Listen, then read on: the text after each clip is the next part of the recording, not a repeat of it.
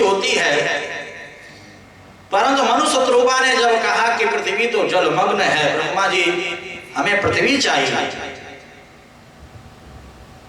तब ब्रह्मा जी ने ध्यान किया, भगवान की स्तुति की, प्रार्थना की, और ब्रह्मा जी को छींक आ गई और ब्रह्मा जी के नासिका छिद्र से अंगूठे के बराबर वारह पूरे वारह भगवान की। देखते ही देखते वारह भगवान का विकराल काय रूप हो गया और वारह भगवान ने सीधा रसातल में छलांग लगाई। ग्राणेन पृथिव्या पदवीं विजिघ्रन् क्रोडापदेश स्वयमध्वरंग कराल दृष्टोप्य कराल द्रव्या उद्वीक्ष्य विप्रान् गृणतो विशर्कम्। घ्राणेन पृथिव्या पदवीं विजिघ्रन्, अपने घ्राणेन्द्र से नासिका से सूंघते हुए पृथ्वी को सीधा रसातल में वारह भगवान पहुंच गए और पृथ्वी को अपने लंबे लंबे दाढ़ों पर स्थापित करके वारह भगवान ऊपर आ रहे हैं रसातल से। पीछे से एक दैत्य आया जिसका नाम है हिरण्याक्ष। ये कहता, रे सुकर कहां जा रहे हो, रुको, पृथ्वी हमारी, कहां ले जा रहे हो? वारह भगवान कुछ नहीं बोले और पृथ्वी को जल के ऊपर जब स्थापित कर दिया तो लौट करके आए। तूने मुझे सुकर कहा, मैं तो जंगल में रहने वाला, कंदमूल फल खाने वाला हूं, तू तो ग्राम सिंह है। ग्राम सिंह कहते हैं कुत्ते को। क्या बोल रहा था? पृथ्वी तुम्हारी। युद्ध हो गया दोनों के बीच, वारह भगवान और हिरण्याक्ष के बीच। वारह भगवान ने जोर का झापड़ मारा और हिरण्याक्ष का गोविंदाय नमो नमः बोले वारह भगवान की। राजा परीक्षित ने सुखदेव मुनि से प्रश्न किया, ये हिरण्याक्ष कौन है? सुखदेव मुनि कहते हैं ये अकेला नहीं है, ये दो भाई हैं, एक है हिरण्याक्ष और दूसरा है हिरण्यकश्यप। और ये कोई साधारण दैत्य नहीं, भगवान के पार्षद जय विजय है, जो दैत्य बन करके आए हैं, राक्षस बन करके आए हैं। कहा प्रभु ऐसा कैसे हो गया, भगवान के सेवक, भगवान के पार्षद और वो भी राक्षस? फिर तो साधारण मनुष्य की ही बात क्या करें। जब भगवान के सेवकों को राक्षस बनना पड़ रहा है तो हमारी तुम्हारी तो गिनती ही कहां है।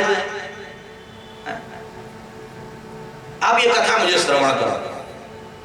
सुखदेव मुनि कहते हैं, एक बार शनकादि महर्षि, सनत कुमार, सनक सनंदन सनातन संत कुमार, चारों ऋषि बालक भगवान नारायण का दर्शन करने के लिए वैकुंठ पहुंच गए और दरवाजे पर खड़े थे जय विजय भगवान के सेवक पार्षद। उन्होंने रोक दिया, अरे बच्चों कहां जा रहे हो, चलो बाहर जाओ, भीतर नहीं जा सकते हो।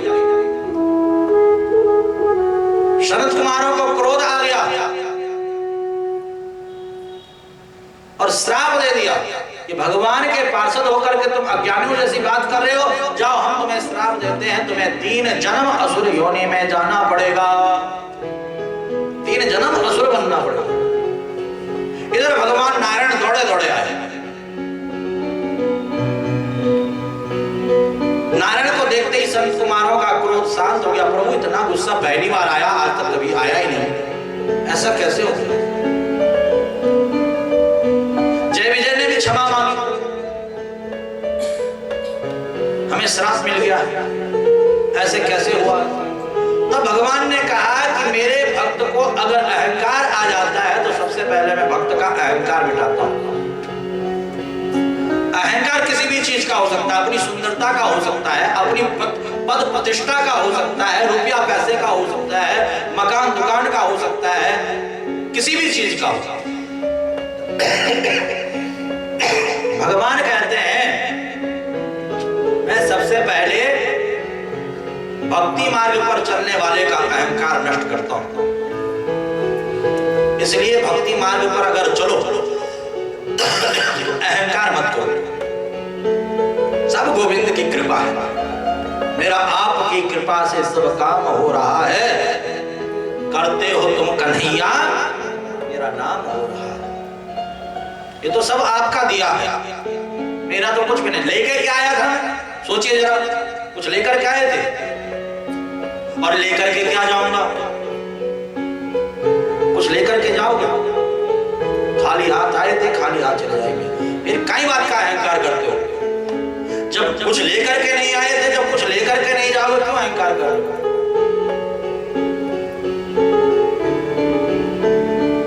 अहंकार नहीं करना है। गोविंद की कृपा से पतवार के बिना ही मेरी नाव चल रही है। हैरान है जमाना और मंजिल भी मिल रही है। करता नहीं मैं कुछ भी, सब काम हो रहा है। मेरा आपकी कृपा से सब काम हो रहा है। हे गोविंद, सब आपका और आपको सब समर्पित है। सब आपका है और सब आपको समर्पित है। जय विजय को क्या अहंकार आ गया? पद का अहंकार कि हम भगवान के सेवक हैं, द्वारपाल है। चपरासी को बहुत अहंकार, प्रधानमंत्री का चपरासी अपने आप को प्रधानमंत्री से कम नहीं समझता है। मिलेगा नहीं आप। मुख्यमंत्री का चपरासी अपने आप को मुख्यमंत्री से कम नहीं समझता है। समझ रहे हो कि नहीं समझ रहे हो? किसी बड़े भारी सेठ का नौकर चपरासी अपने आप को हमारा सेठ से कम नहीं समझता है, बात नहीं करेगा सीधे। तो जय विजय को क्या अहंकार आ गया? अगर हम चाहेंगे तो कोई भगवान से मिल सकता, अगर हम नहीं चाहेंगे तो बाहरी बार भगा सकते हैं। एक दिन लक्ष्मी जी जा रही थी नारायण से मिलने के लिए भीतर। जय विजय ने कह दिया कि कहीं गए हुए हैं नहीं भीतर नारायण। लक्ष्मी जी वहां पर तो कुछ नहीं बोली, क्योंकि जानती है नारायण भीतर है। पर एक दिन नारायण की सेवा कर रही थी, लक्ष्मी जी ने कह दिया कि प्रभु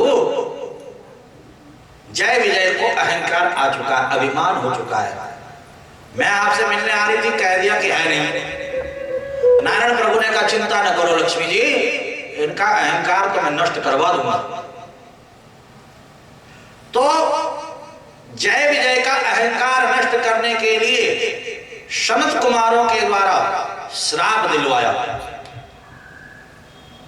और जब क्षमा मांगी जय विजय ने, तो भगवान ने कहा छिंद्यांसि बाहुमपि, अगर मेरी भुजा भी किसी संत ब्राह्मण भक्त का अपमान करती है, अनादर करती है, तिरस्कार करती है, तो मैं अपनी भुजा को भी अपने शरीर से अलग कर देता हूं, क्योंकि संत ब्राह्मण भक्त मेरे हृदय हैं, मेरे प्राण हैं।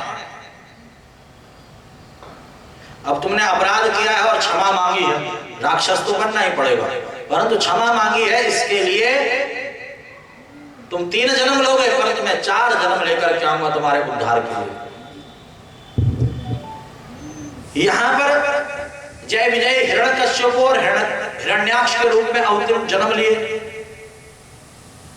यहां पर रावण और कुंभकर्ण के रूप में आए और यहां पर शिशुपाल और दंतभक्त के रूप में आए, राक्षस योनि में। 3 जन्म हुए कि नहीं हुए? भगवान 4 जन्म कौन कौन से लेकर के आए? 4 अवतार का सबसे पहले वाराह अवतार, हिरण्याक्ष का उद्धार करने के लिए। उसके बाद नरसिंह अवतार, हिरण्यकश्यप का उद्धार करने के लिए। उसके बाद राम अवतार, रावण कुंभकर्ण का उद्धार करने के लिए। और उसके बाद कृष्ण अवतार, शिशुपाल दंतवक्त्र का उद्धार करने के लिए।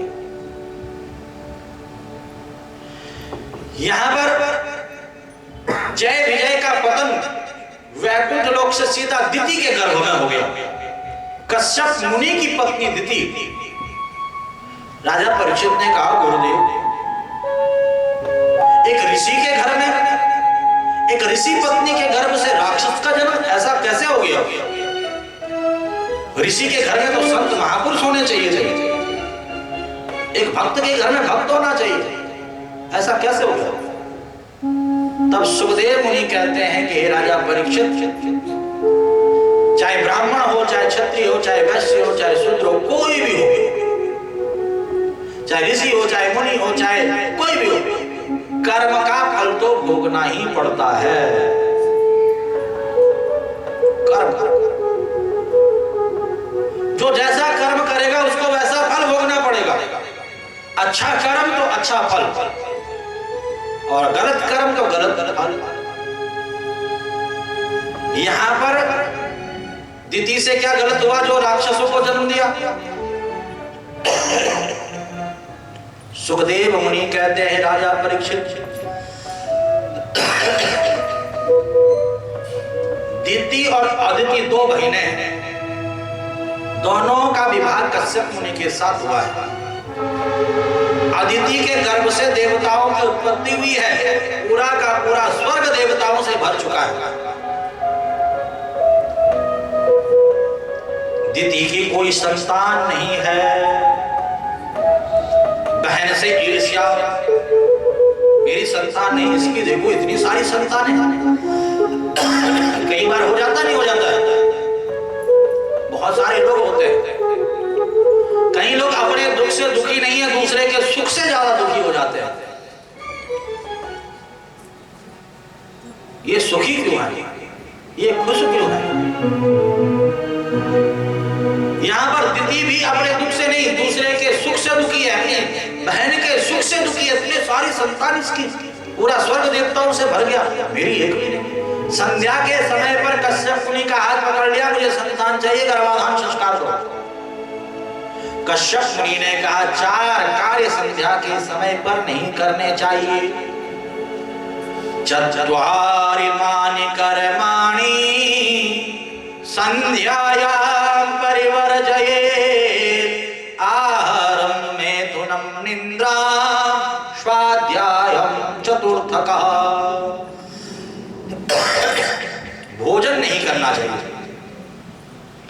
संध्या के समय पर जो भोजन करता है उसके शरीर में अनेकों अनेकों प्रकार के रोग हो जाते हैं।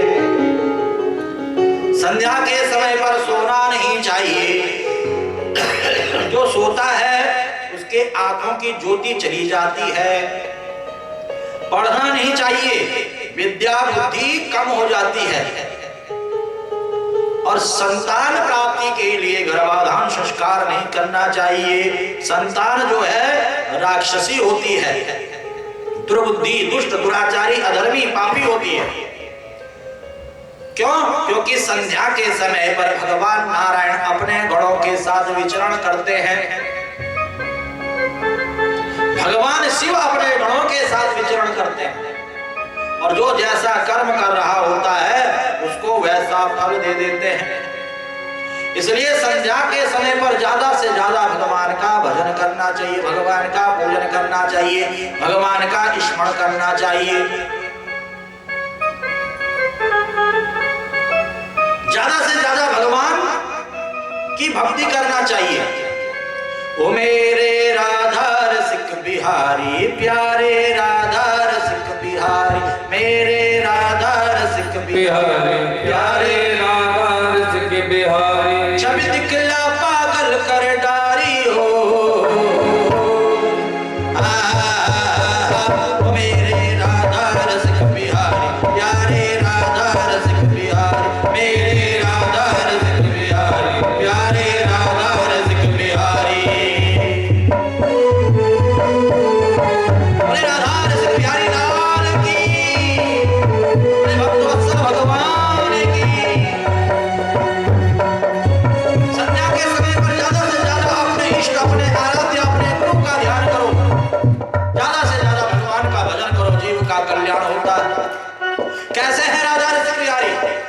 क्या करते हैं राधा रसिक बिहारी? करटोना चंचल चितवन सोले गयो चित चुरा के, करटोना चंचल चितवन सोले गयो चित चुरा के, करटोना चंचल चितवन सोले गयो चित चुरा के, करटोना चंचल चितवन सोले गयो चित चुरा के। मनमोहन की मंद मुस्कनिया मन ही मन को भाके, मनमोहन की मंद मुस्कनिया मन ही मन को भाके। नैनन मारी जिगर कटारी हो,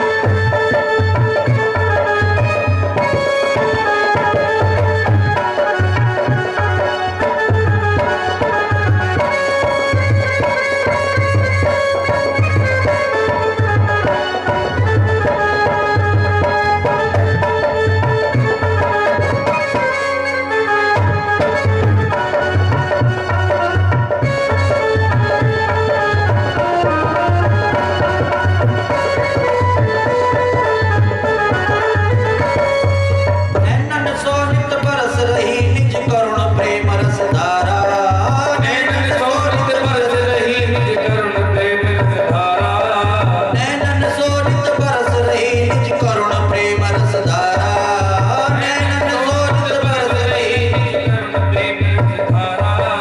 एक टक लगन लगी नैनन में जब से रूप निहारा, एक टक लगन लगी नैनन में जब से रूप निहारा, चरण में बीत उम्र ये सारी हो, मेरे राधा रसिक बिहारी प्यारे राधा रसिक बिहारी, मेरे राधा रसिक बिहारी प्यारे राधा रसिक बिहारी। बोले राधा रसिक बिहारी लाल की, बोले बांके बिहारी लाल की।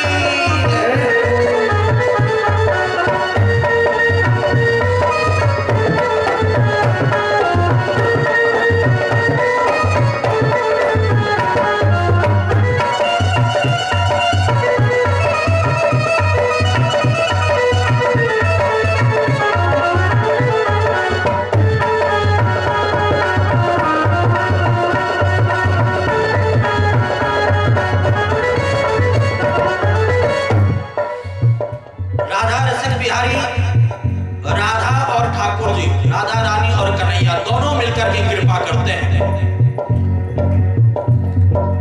जो एक बार राधा रसिक बिहारी जी की शरण में चले जाता है,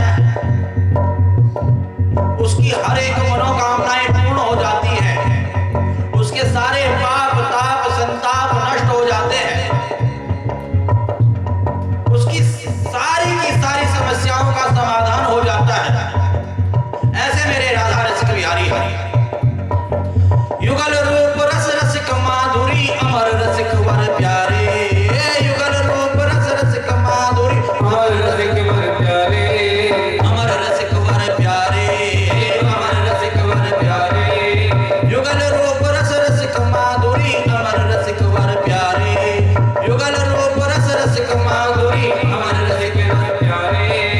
इन प्राणन के प्राण तुम्ही हो प्राणेश्वर हमारे, इन प्राणन के प्राण तुम्ही हो प्राणेश्वर हो हमारे, पागल भक्तन के हितकारी हो,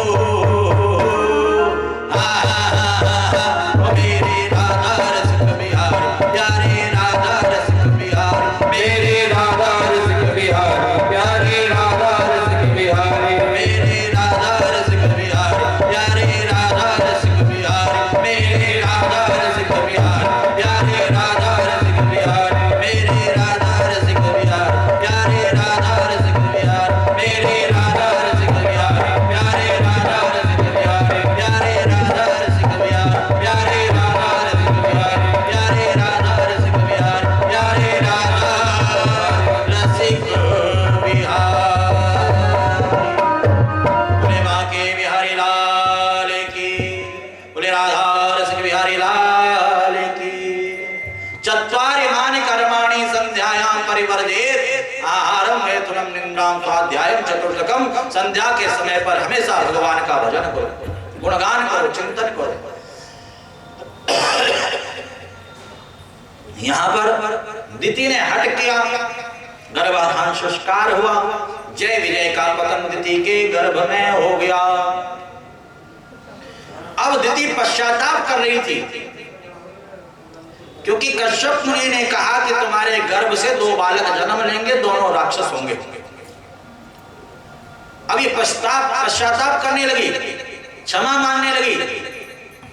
तब कश्यप मुनि ने कहा कि कुलम पवित्रम जननी कृतार्था वसुंधरा पुण्यवती चतेना अपार संवित सुख सागरेस्मिन् लीनं परे ब्रह्मणि यस्य चेता।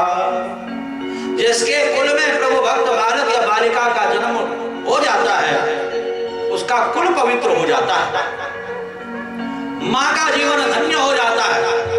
जननी कृतार्था, जननी कहते हैं जन्म देने वाली माँ को। और वसुंधरा पुण्यवती चतेना, ये जो धरा, ये वसुंधरा, ये पृथ्वी है, ये पुलकित हो जाती, आनंदित हो जाती। आ गया भक्त, भक्ति करने वाला आ गया। देवता प्रसन्न हो जाते हैं, पितृ प्रसन्न हो जाते हैं। आ गया कोई स्वाहाकार करने वाला, स्वाहाकार करने वाला, यज्ञ करने वाला।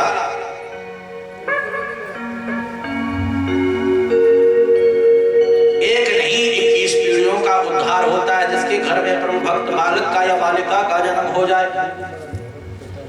चिंता न करो दीदी, तुम्हारे पुत्र का जो पुत्र होगा वह प्रभु भक्त होगा, नाम होगा प्रहलाद। और तुम्हें अपने पुत्रों के लिए भी चिंता करने की आवश्यकता नहीं है।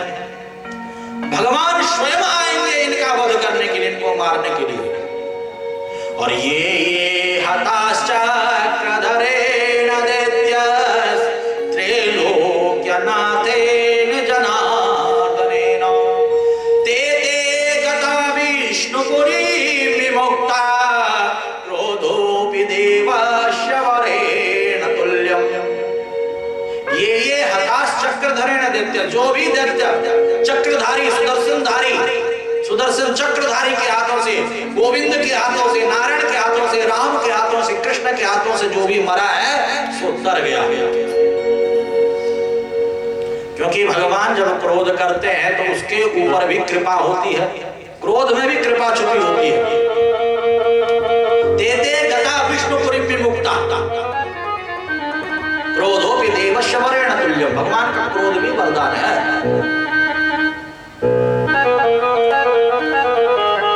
भगवान का क्रोध भी क्या है? वरदान है। आज जिस रावण को जलाते हैं दशहरे पे, महाराज बहुत सी जगहों पर रावण की पूजा की जाती है, क्योंकि रावण से ज्यादा विद्वान, रावण से ज्यादा ज्ञानी, रावण से ज्यादा पराक्रमी कोई नहीं। जिसके दरवाजे पर, जिसके घर पर स्वयं शिव आकर के वेद पाठ करते थे, ब्रह्मा जी आकर के वेद पाठ करते थे, 9 ग्रह लाइन से खड़े रहते थे, सारे देवता खड़े रहते थे। देखिए रावण ने अपने कुल के उद्धार के लिए राम से द्वेष लिया। अगर राम और रावण का द्वेष होता तो राम ने जब युद्ध से पहले शिव का पूजन किया तो रावण को पंडित जी बना करके क्यों बिठाया? ये भी तो एक प्रश्न उठता है। जब इतना बुरा रावण था तो पूजा के लिए महाराज जो है आमंत्रण क्यों दिया? अगर आप लोगों ने रामचरितमानस पढ़ी है, रामायण देखी है, तो आपने देखा होगा युद्ध से पहले शिव पूजा करते हैं रामेश्वरम के रूप में। तो पंडित जी कौन थे वहां पे पता है आप लोगों को? रावण थे। ये भी तो सोचने वाली बात है। इतना बुरे थे तो क्यों बुलाया? कोई बुरे व्यक्ति को अपने घर पर बुलाता है क्या पूजा करने के लिए? कोई बुरे व्यक्ति को अपने घर पर निमंत्रण देता है क्या? रावण ने सिर्फ अपने कुल के उद्धार के लिए राम से द्वेष किया है। क्यों? क्योंकि रावण जानता है कि राम नारायण है और नारायण का भजन मैं अकेला करूंगा तो मेरा अकेले का उद्धार होगा। और इन राक्षसों को कहूंगा कि नारायण का भजन करो तो कोई भी राक्षस नहीं करेगा। जिसकी राक्षस बुद्धि होती है, आप उसे कितना भी कह दो कथा में चल लो, कथा में चल लो, कथा में चल लो, महाराज आएगा नहीं कथा में। कह करके देखो जरा, जो राक्षसी बुद्धि का होता है, कह करके देखो, बुला करके देखो। मजाल है जो आप कथा में ले आओ उसे, मजाल है आपकी जो आप उसे पूजा में ले आओ, पाठ में ले आओ। क्योंकि बुद्धि राक्षसी है उसकी, उसे आप नहीं ला सकते हो पूजा में, पाठ में, कथा में, कीर्तन में, सत्संग में। और उसे कह दो कि चलो पार्टी चल रही है, शराब बट रही है, मांस मदिरे का भक्षण हो रहा है, महाराज सबसे पहले तैयार आपको खड़ा मिलेगा। और अगर आप लेट कर रहे होंगे तो आपको गलिया और देगा। लेट हो, वहां से पार्टी शुरू हो गई होगी, चलो जल्दी चलो, लेट कर दी तुमने। होता है कि नहीं होता है?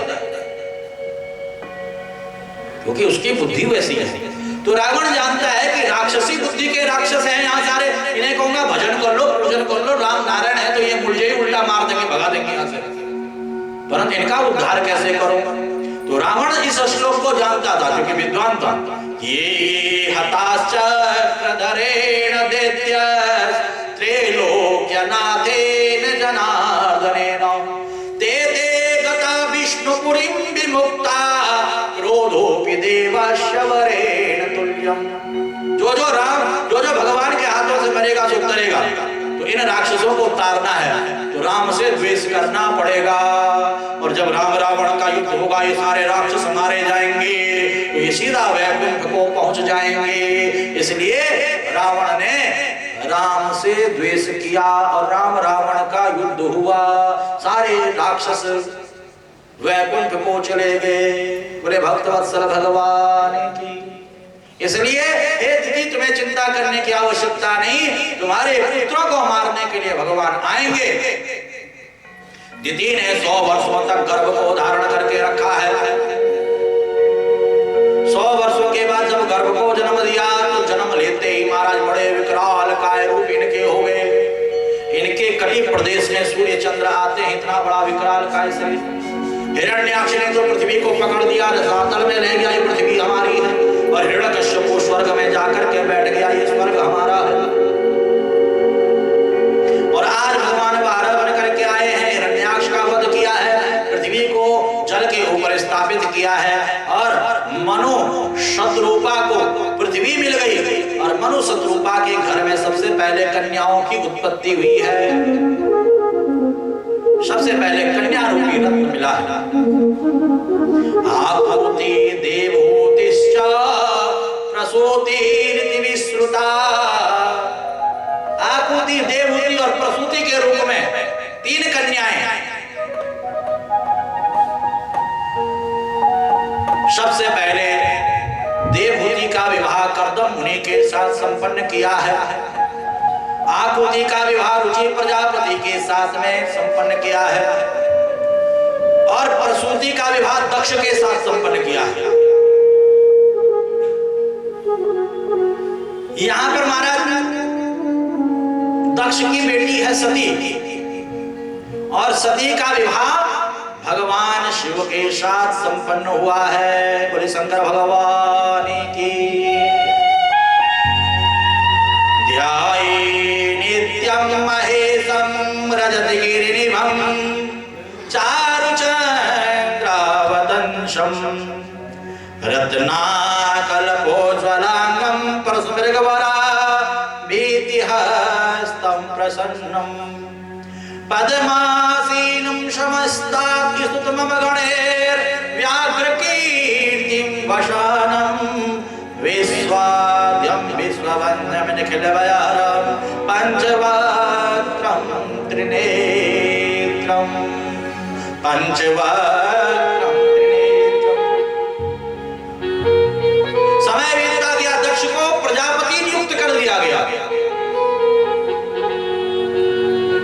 और दक्ष ने सभा बुलवाई। और उस सभा में सभी देवी देवता सब उपस्थित हैं, बड़े बड़े जितने भी संत ब्राह्मण है सब उपस्थित हैं। दक्ष देरी से सभा में पहुंचा, सबने उठ करके दक्ष का स्वागत किया, सत्कार किया। ब्रह्मा विष्णु महेश तीनों देवता बैठे बैठे प्रणाम करते हैं। दक्ष को क्रोध आ गया, सबने उठ करके मेरा स्वागत किया है। ये ब्रह्मा जी अपने स्थान पर खड़े नहीं उठे, कोई बात नहीं, ये मेरे पिताजी हैं। ये विष्णु अपने स्थान पर खड़े नहीं उठे, कोई बात नहीं, मेरे दादाजी हैं। पर ये शिव, इसको तो मैंने अपनी बेटी का ब्याह किया है, कन्यादान दिया है। और दामाद में, जवाई में और बेटे में कोई अंतर नहीं होता है।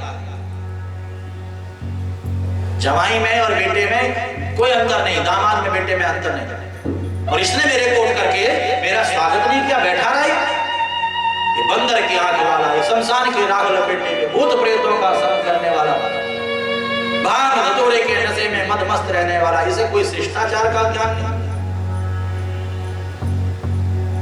शंकर भगवान कुछ नहीं बोले, परंतु शिव के जो गण थे, भक्त थे, देखिए जो भक्त होता है वह अपने भगवान का अनादर अपमान कभी सहन नहीं कर सकता है। जो शिष्य होता है वह गुरु की अपमान नहीं सहन कर सकता है। यहाँ पर जितने भी शिष्य थे, भक्त थे शिव के, सभी को क्रोध आ गया। दक्ष को मारा जो है भला बुरा कहते हुए श्राप दे दिया है। दक्ष को बहुत मैं कर रहा, तेरे धड़ से तो बकरे का सर लग जाए। दक्ष के अनुयायियों ने भी श्राप दे दिया, जाओ तुम भिखमंगे बन जाओ, भिक्षुक बन जाओ। आपने देखा होगा जो ज्यादा भक्त होता है वो ज्यादा जो है गरीबी को भी देखता है। लोग कहते हैं भक्त गरीब क्यों होते हैं? उस श्राप जो मिला हुआ है। ब्राह्मण महाराज कितना भी महाराज भजन पूजन कर ले, हर जगह यही आएगा, एक दरिद्र ब्राह्मण था। आता नहीं आता, चाहे कितना भी पढ़ो। एक गरीब ब्राह्मण था,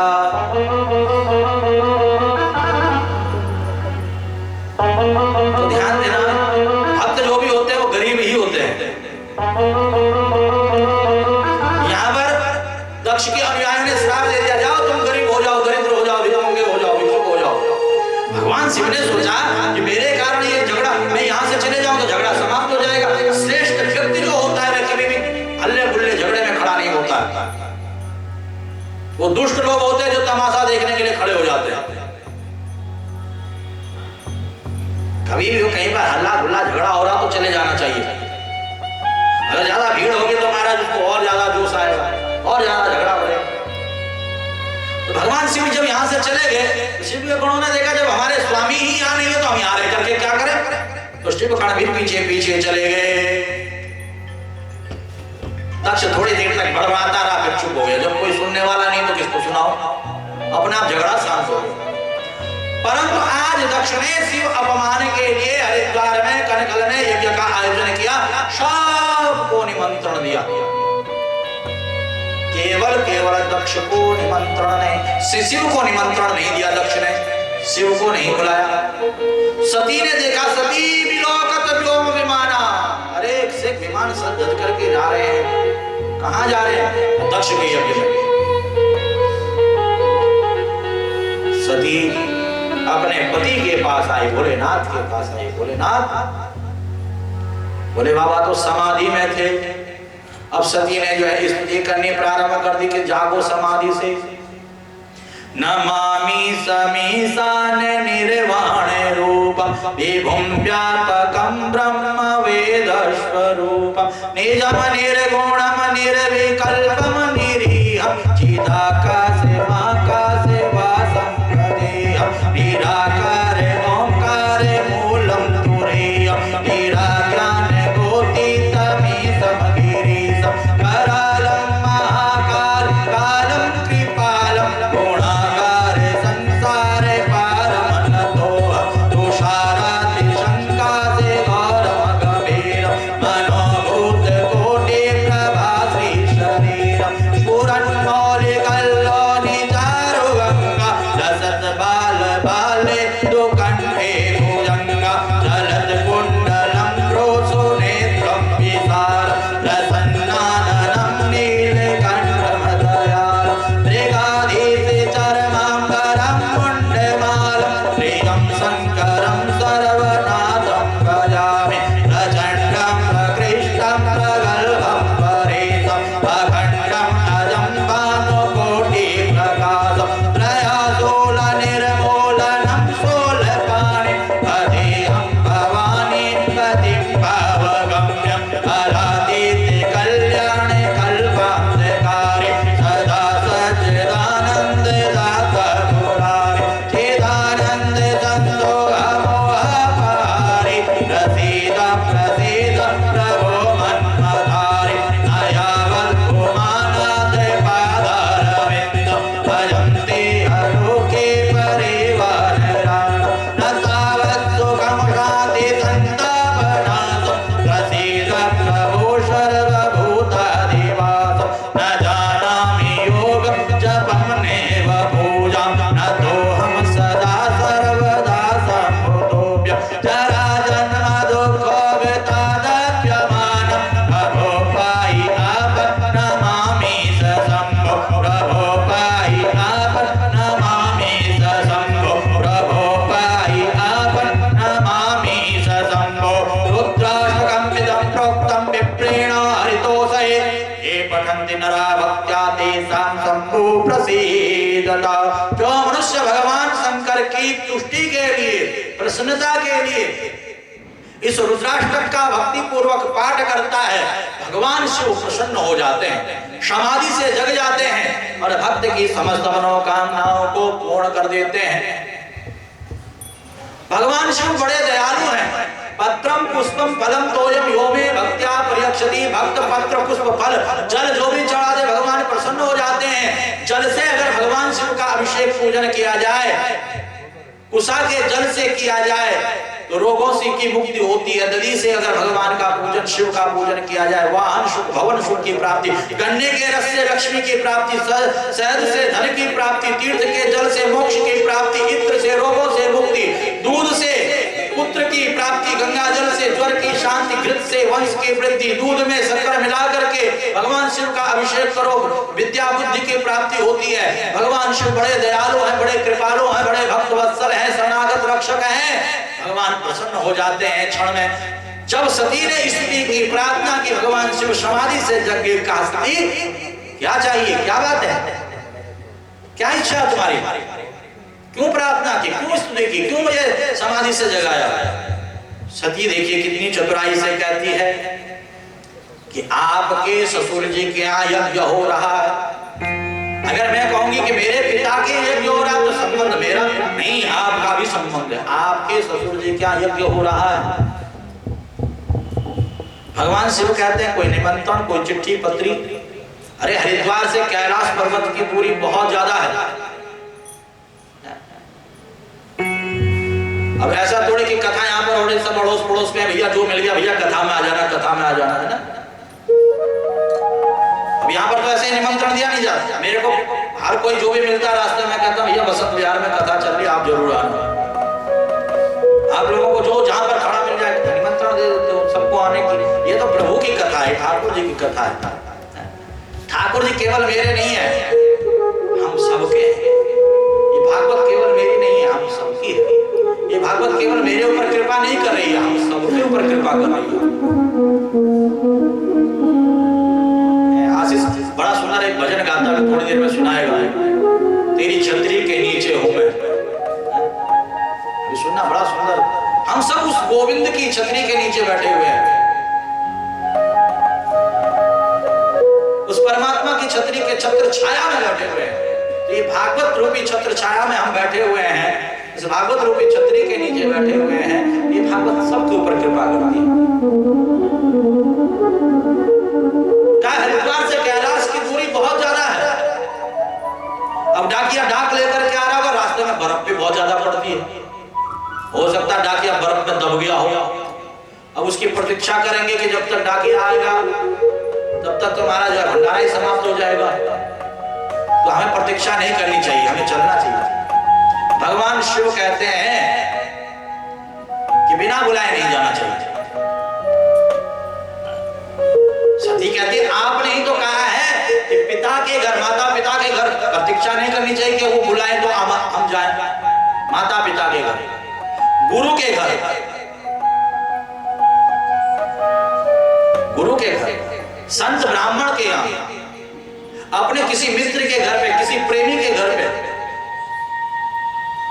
भगवान के मंदिर में, भगवान की कथाओं में, भगवान के कीर्तन में, भगवान के जागरण में। बहुत से स्थान है जहां पर निमंत्रण की जरूरत नहीं है। आप ही ने तो कहा है, बोले बाबा कहते मैंने साथ ही साथ एक बात और कही है कि आवत ही हर से नहीं, नैनन बने सनेह, तुलसी तहां न जाइए चाहे कंचन बरसे। जहां पर जाकर के आपको अपमान की शंका हो वहां नहीं जाना चाहिए, क्योंकि अपमान जो है मृत्यु जनित कष्ट देने वाला होता है। जहां पर जाते ही हमारा सामने वाले का हृदय पुलकित हो जाए, आनंदित हो जाए, वहां पर बिना बुलाए जाएगा। सामने वाला बड़ा खुश हो गया, आ गया, देख अच्छा किया तूने, तू आ गया। और एक जगह पर गए और देख करके नाक मुंह भौं से गोड़ दिया, ये कहां से आ गया है, ये क्यों आ गया है। और एक जगह पर गए तो बड़ा खुश हो जाता है, बहुत बढ़िया, बहुत अच्छा।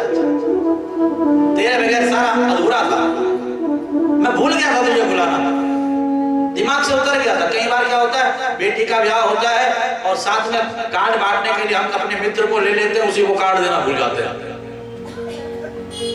कई बार हो जाता है, जो साथ में पूरा व्यवस्था बना रहा है उसी को भूल गए।